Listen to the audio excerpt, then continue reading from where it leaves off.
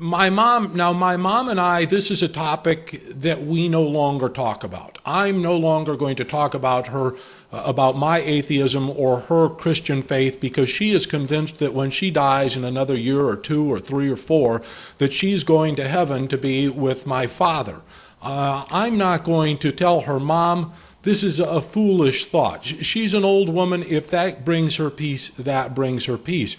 But did you ever have that discussion with your mother when you were alive? Because she had invested so much in you being the family priest that when you called, and you had gone a long way in the priesthood. It wasn't like you were just the parish at the Catholic church down, or you were the father at the Catholic parish down the street. You had advanced quite far in the church, and so when you bailed out, it must have been a crushing blow to her emotionally. Aren't I right?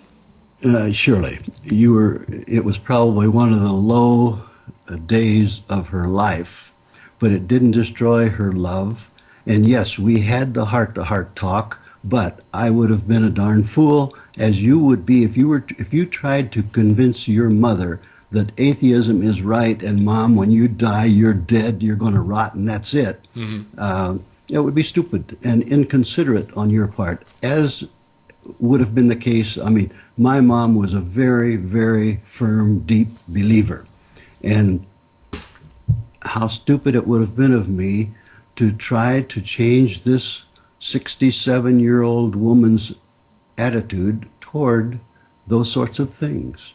If she was going to make a change, she had to do it on her own. And even today, I refuse to argue head on with someone's faith if I'm convinced they hold that faith sincerely. They're duping themselves as far as I'm concerned. But it's a waste of my time to try to convince them that there is a better way, a more peaceful way, a more joyful way, a way that's more rationally contributory to the happiness of mankind here on this wonderful planet of ours. Now, your little contribution towards people becoming rational and realistic and giving up the superstitious way of life. I'm going to hold it up here right now. Oops, I've got it reversed. For people who can read in reverse, it's out of God's closet. This priest psychologist chooses friendly atheism.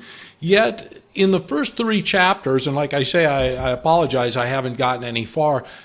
You call yourself an agnostic, and you go out of your way to make accommodations for people who believe in God. Whereas myself, the topic of the name of this website, DIMFI, don't insult my effing intelligence. There is no God. I'm firmly convinced about that. And if you try to tell me, well, we just can't know, well, of course, but like Richard Dawkins says, we can't know if there are teapots circling the planet Neptune.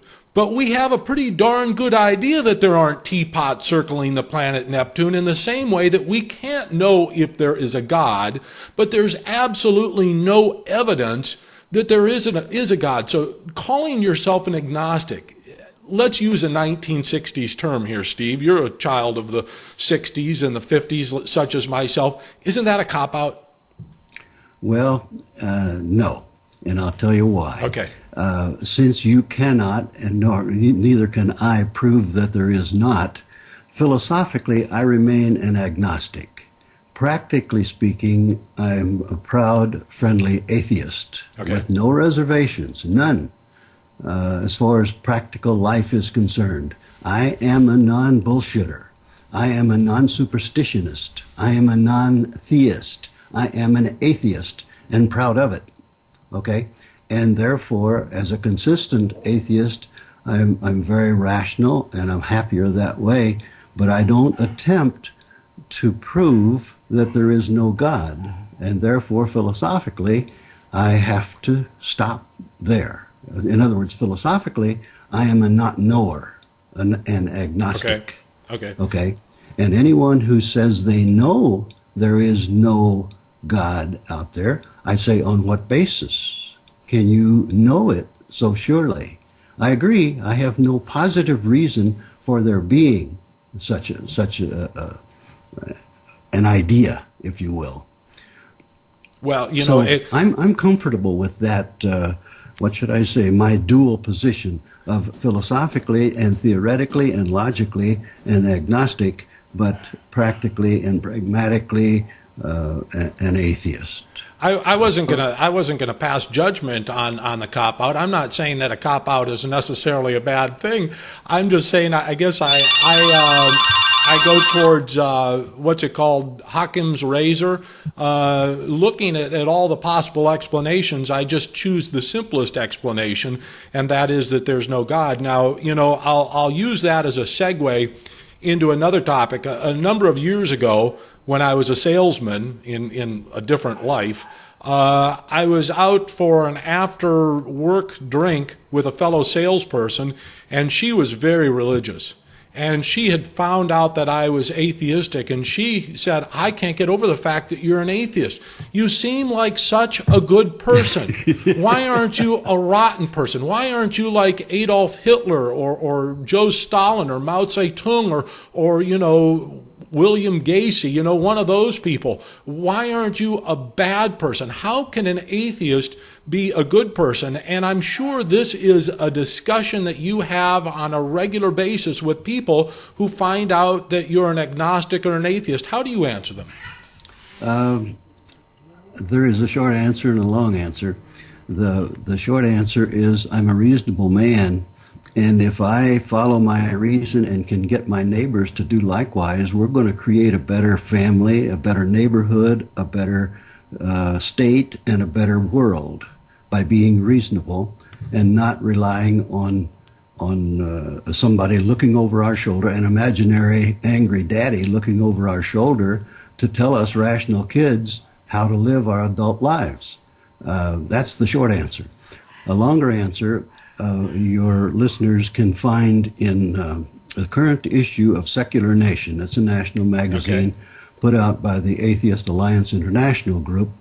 And I have an article in there, a several-page article explaining this. It's titled basically Atheist Ethics. Mm-hmm. Can you be good without God? And the obvious answer to me as a thinking person is definitely. I'm a better neighbor when I, as a rational person, say, okay, if you want to go ahead and have your Santa Claus dreams and go to this church, okay. If this other person wants to have their Santa Claus dreams and go to a different church, okay, I accept you as long as I accept you as an individual. I don't have to agree with your ideas and your fallacies, just like I don't agree with anyone who doesn't, accept Darwinism, for example. But I don't have to condemn them or be their enemy as I live according to my rational conscience and say, okay, let's work on helping the helpless, so to speak, feeding the hungry, and help this world get better, even though we disagree in the ideal world, in the idea world, sure, in the imaginary world, in the world of fantasy. We may disagree in those areas, but we don't disagree that we can help these poor people. We can make this world a better place, in other words, for all of us.